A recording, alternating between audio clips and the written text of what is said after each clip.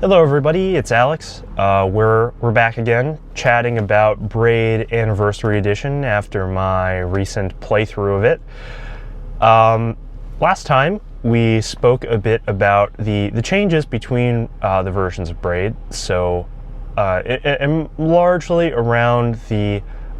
embedding of all of the developer commentary that was put into Braid Anniversary Edition, sort of like the design of that and how the commentary world and new levels and new puzzles were structured.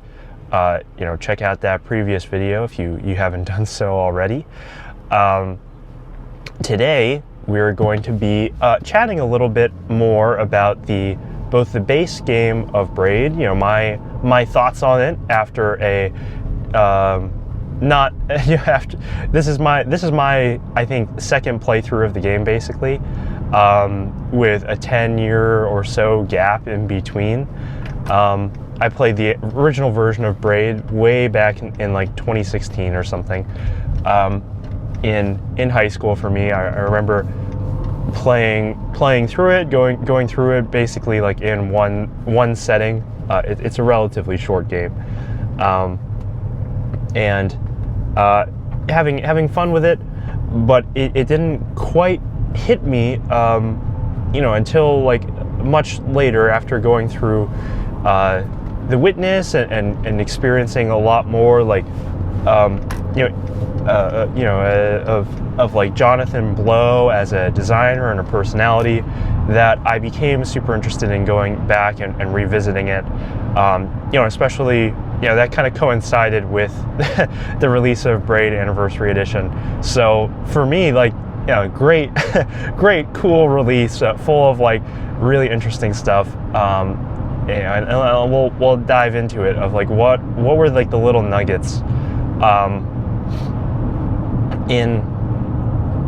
Braid and in Braid Anniversary that I thought were really, very, very high value things. So this is a weird one to start off with, but like right off the bat, as you may know, I've been working on and off again on a 2D game prototype called Escape Velocity. That is sort of this 2D gravity physics simulation game where you're like a little spaceship that's flying around the cosmos, getting sucked in by like the gravity of planets and stars. Excuse me, too much coffee. Stars and stuff.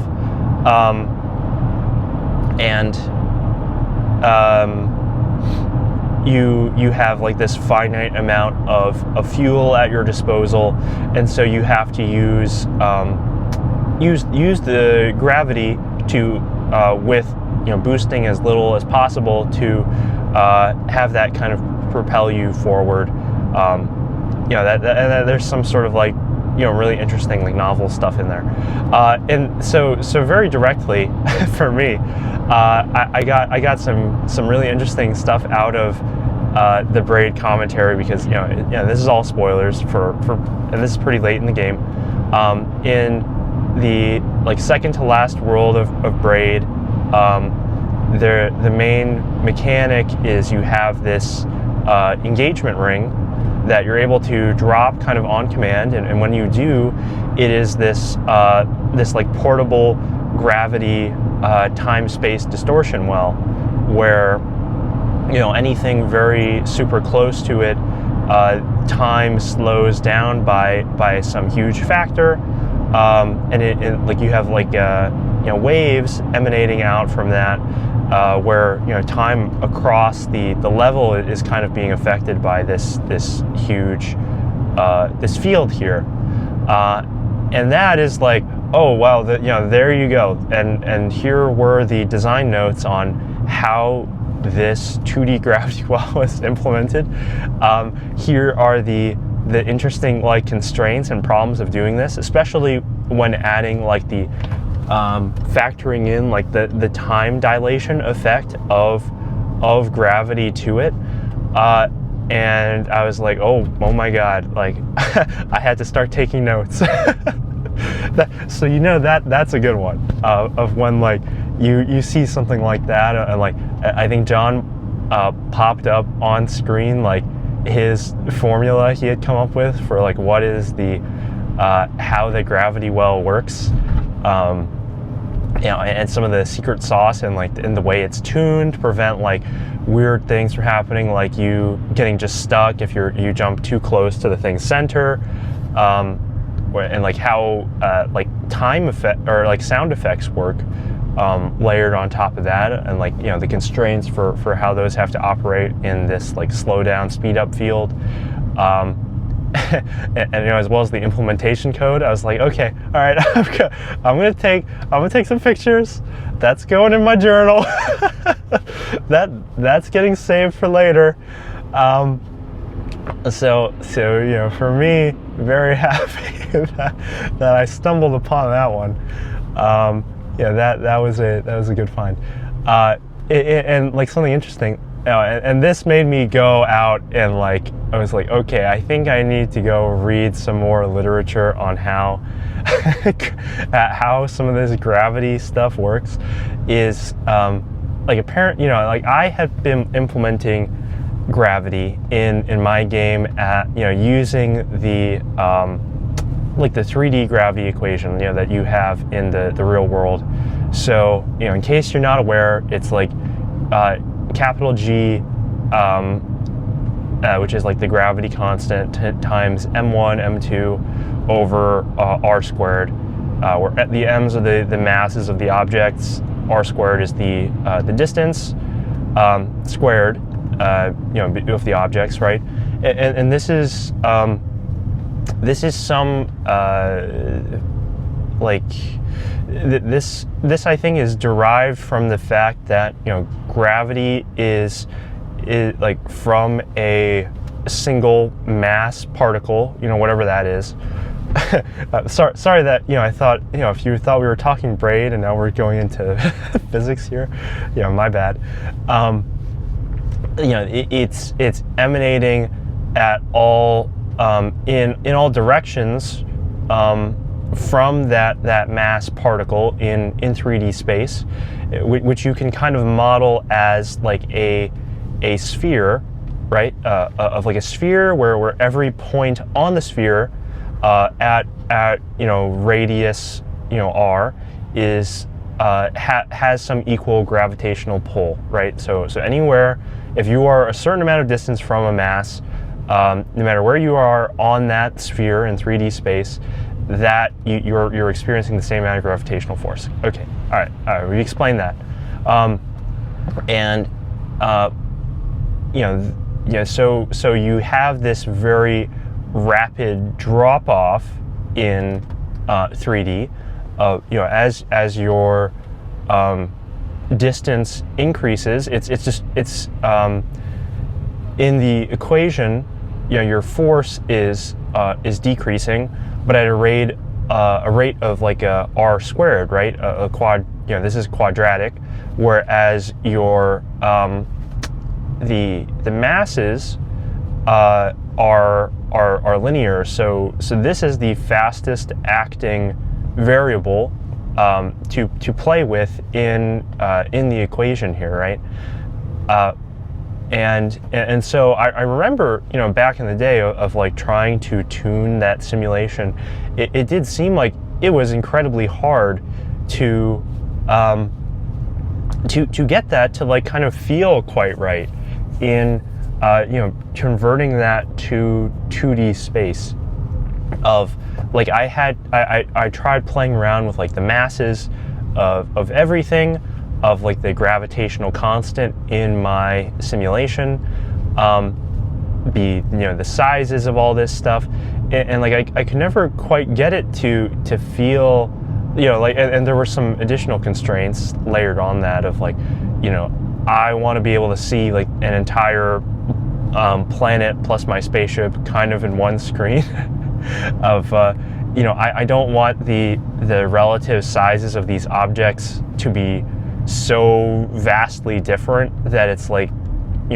just consuming like all of my screen real estate, because that makes it hard to design like a level around that, right? but it just took a lot of fiddling to get to the point where I could have like gravity be just tight enough on like your starting planet where you need to do some funny stuff to get to reach escape velocity, get out of orbit, but like loose enough where that was possible at all, and like the distance between like surface of the planet and point in the planet's atmosphere, or like the radius around it, where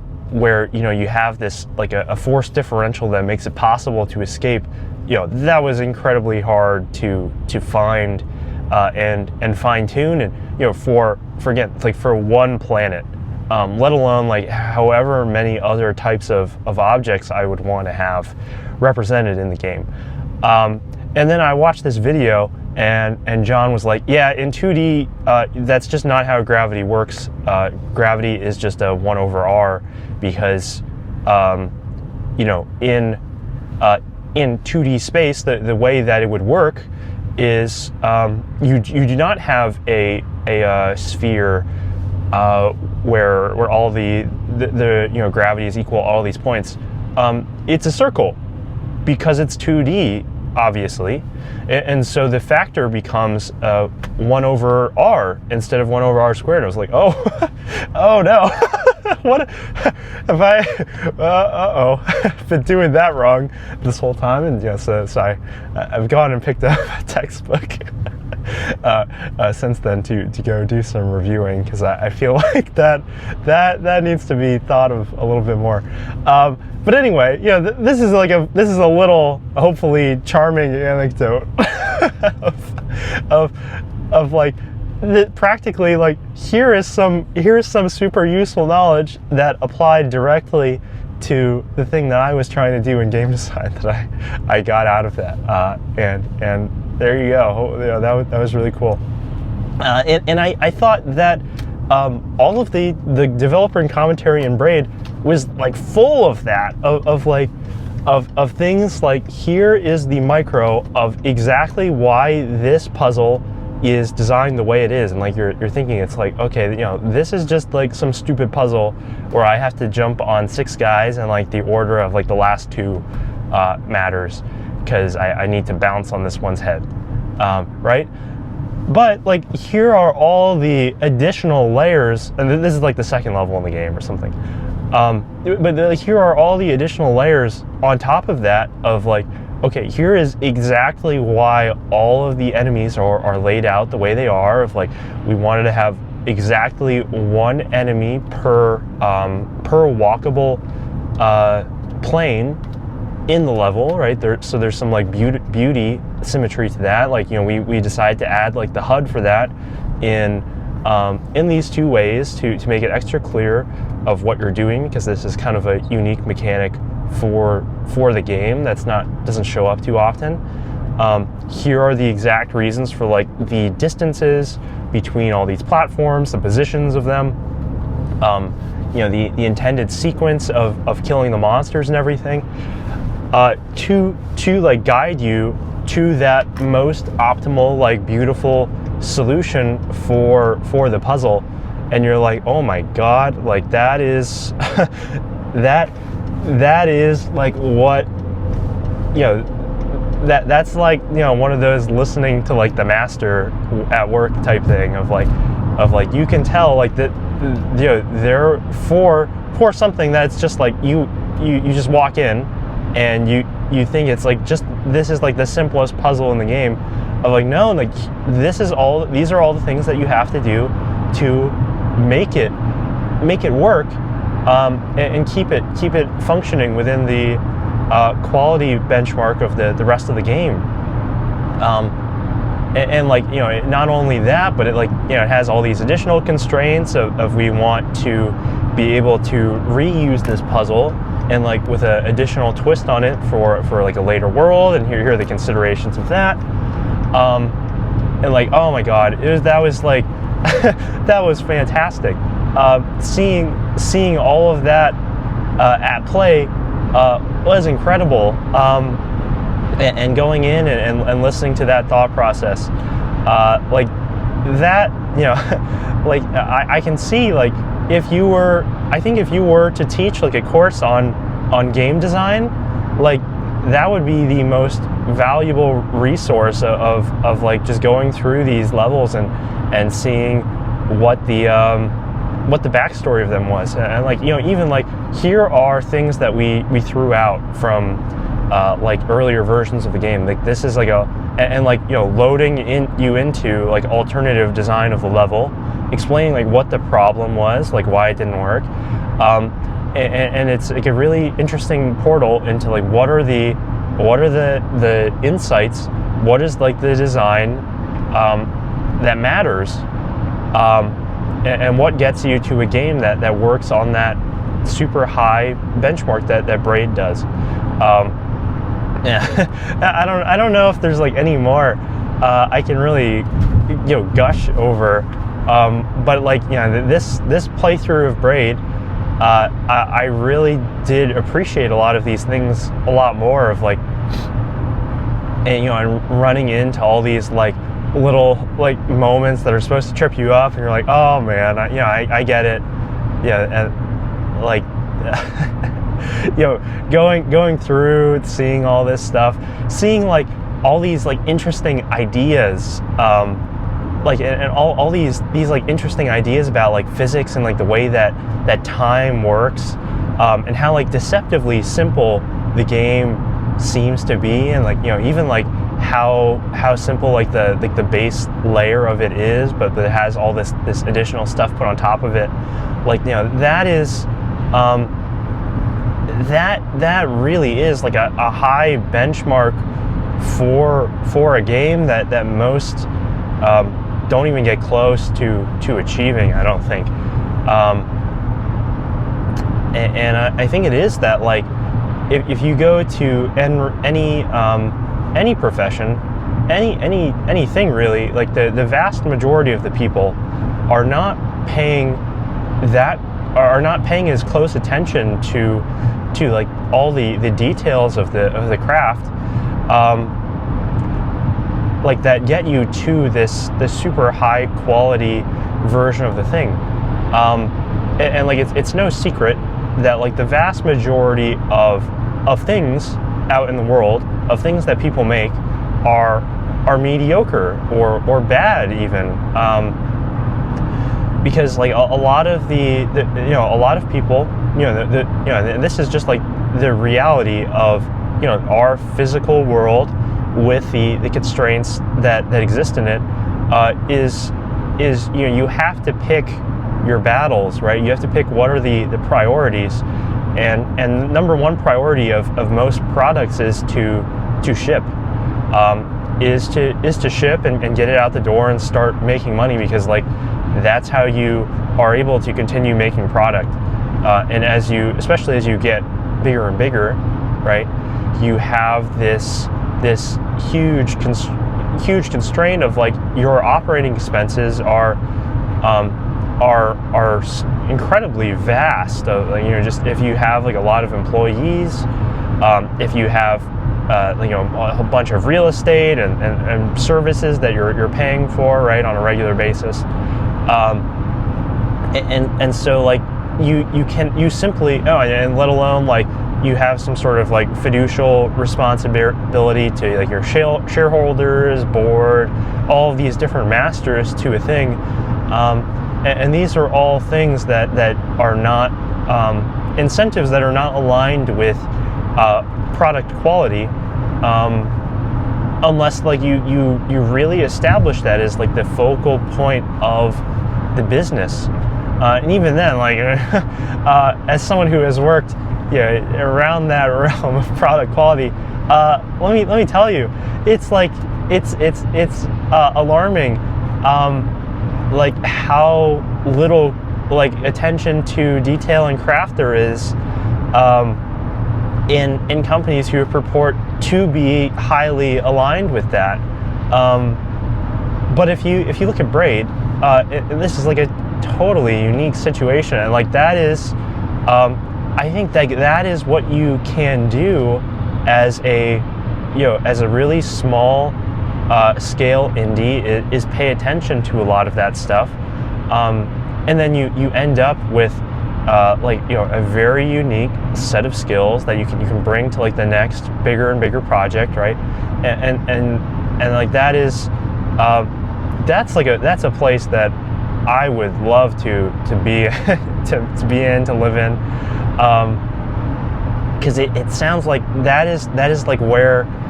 the bounds of a thing are pushed, of like new ideas are really tested out in like a new high quality novel way,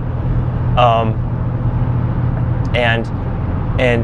like you make something meaningful that like people continue to care about, and that lasts, that will last over the years, right? And that is like the whole, like the thing, and I have this personal thing where I really,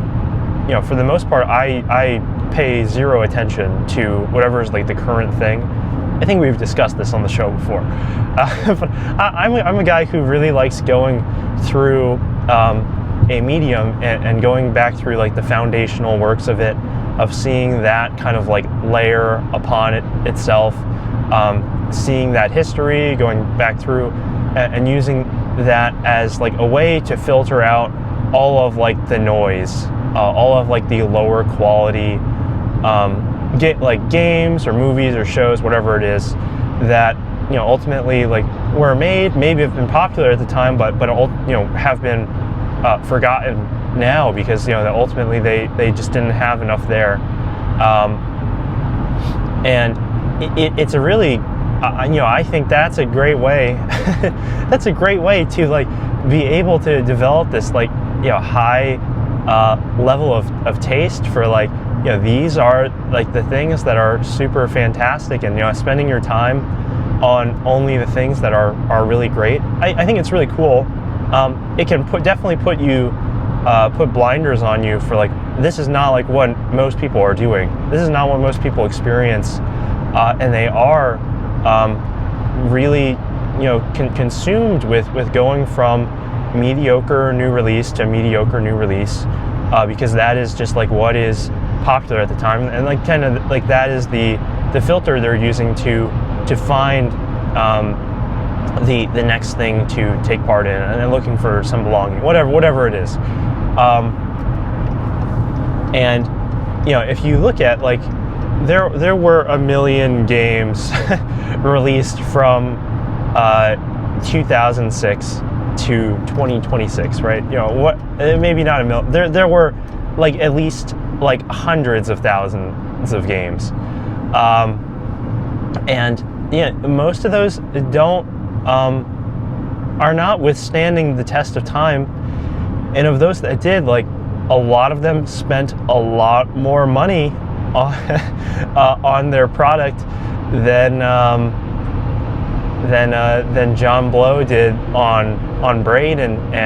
if you were to compare them, heads up today, one of them it's likely is going to withstand that test of time a lot more than the other, of like so I think this episode has been a little bit too positive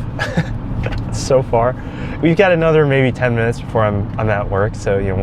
we'll try to add some more nuance here. There are things that I thought, like on top of the gameplay, there's also like the fiction of Braid, which I feel like you can tell John's inspirations are like Italo Calvino, Alan Lightman, David Lynch, these types of characters, and Braid obviously has this nature of, it is like an Italo Calvino book, where as you go from world to world, you're seeing like different versions of reality all around like some central theme, where the theme is like manipulation of time in this case, right? And like what would it mean if the world was like that? But then also, here's some fiction, here's some like sort of like like strange backstory with like a little like twist at the end that kind of recontextualizes the whole thing, and you're like, oh, like yeah, like I think in 2016 I had not watched Mulholland Drive yet, but I'm like, oh, like having read Invisible Cities, having watched Mulholland Drive, I'm like, oh my god, like that is like Braid is just that. Like that is where that part of Braid really comes from, and was able to translate those like those ideas into video games, and I think that was really cool. That's probably, you know, one of the first times people have really done that, and like it's been done a lot more since. Of people have played around with like that last level recontextualization of the whole thing. Like think of like an Undertale or like a Doki Doki Literature Club, where they sort of like do this like genre flip on you like partway through, and like use some of the elements of the fact that it's like a computer game as part of the it becomes like part of like this meta experience, not just like in the game itself, which is pretty interesting. And I think Braid to me is you know, seemingly has beat all these other guys to it, and so you know, you have to credit. I mean, you have to give John credit for the fact that he was able, that, you know, he took ideas from a lot of other mediums, you know, aside from just like these maybe more surface level things of like, we should have a plot, of we should have cinematography in our game, right? And found like the ones that kind of worked very well in the context of a game. And obviously, like, you know, that last level of Braid, you know, as we're wrapping up our discussion here, that last level of Braid is probably the most famous part of the game. Of like, that is like that's like that definitive moment, and I think like that is probably the bit that stuck with me the most. Like, you know, when I was a teenager playing the game, and like spoilers, obviously, you know, I hope we're past that now. Spoilers for the end of Braid, but you know, the whole game, you know, it has all these trappings of like a classic Mario game where you're going through the levels, trying to rescue the princess. She's always in another castle, all this other stuff, and at the very end, you know, the final level, you see this like big hulking bad guy who kind of evokes Donkey Kong to you. He's like stomping around, making these noises. He's like kidnapped the princess, and you and her are like racing through this final level where she's helping you reach your goal. You're helping her reach hers, like flipping switches, doing all this stuff. But you forget, you know, over the course of this, like, you know, there's something wrong. Like the whole rest of this world has been formulated so that, and the fiction of it has been formulated so that time is always running backwards for everyone except the player. And so when you reach the end of the level, you're forced to rewind through time, and you see, from the princess's point of view in the way, in the flow of time, where she is, you know, basically being pursued by this like creepy stalker guy, you the player, and all your actions are played through in reverse, right? Where she's like desperately trying to like run away, escape this guy, who's just like obsessed with her, who's like trying to like creep in through her window, and like this like evil Donkey Kong Knight guy, right, is it turns out is the good guy, like rescuing her from the creepy stalker, and that kind of just puts the whole thing on its head. Like I think of it, and I think there are parts of it that, you know, you look at it. This is like the only real like cutscene in Braid, where, you know, you're forced to keep holding that rewind button, which you were doing in the, you know, the normal parts of the game, right? and like that's the way it works. But it is also this like it's a cinematic you don't really have very much control over, that you're kind of just watching. It's where like the fiction of the game is at its heaviest, and it is like it's like very different. It's so different from the rest of the game, which I think is intentional. You know, it's supposed to be like this end game pattern break, but it is like you know, I wonder if there was a way to sort of achieve that without it being as heavy-handed, and as explicit, where that makes you really go through and know that. And I'm thinking of like, you know, we'll bring it back to like here's another film for you, you know, right before we wrap up. Like there's this movie called Under the Silver Lake, which is about you know, Andrew Garfield is living in like LA, and he's this guy who's sort of like very into conspiracy theories and stuff, and like there's this like whole like mystery around it. So it's a play off of like a crime noir, but also like you're not sure how much of this whole thing is in his head versus like what is actually real. It's like venturing into that sort of like insane possibility space, and there are all these like hints of like, you see this Andrew Garfield kind of like go throughout the film like as the protagonist, but like here are all these additional details we laid in the like the subtext of the film that maybe recontextualize his character in a totally different way, and that is like something I think that like you could have very easily done in like a game like Braid, and maybe had that work, but it does seem like I don't know if that would have been better or not, because like obviously this scene as it is one of the most memorable parts of the game, right? And definitely I think that helped it a lot in propelling it and making it into like getting a lot of the attention in doing this like this genre like trope subversion type thing in a medium that had not really had too much of that up to that point. So I hope that's a pretty good amount of stuff there. There's a lot of ideas, but a ton of cool stuff in Braid. I think I appreciate the game a whole heck of a lot more now, and I really do see like why it managed to persist, and like what the lineage is going from that to The Witness, which I think has to be like my favorite game of all time now. It's up there at least of like that's in the top 3 for sure, and it just makes me really excited for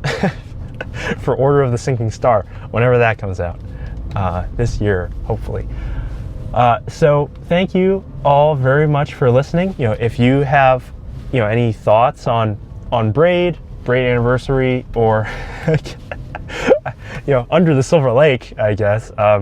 please leave those in the comments below. I hope that you have a wonderful rest of your day. Remember to like, comment, subscribe, do all that stuff, and have a wonderful day.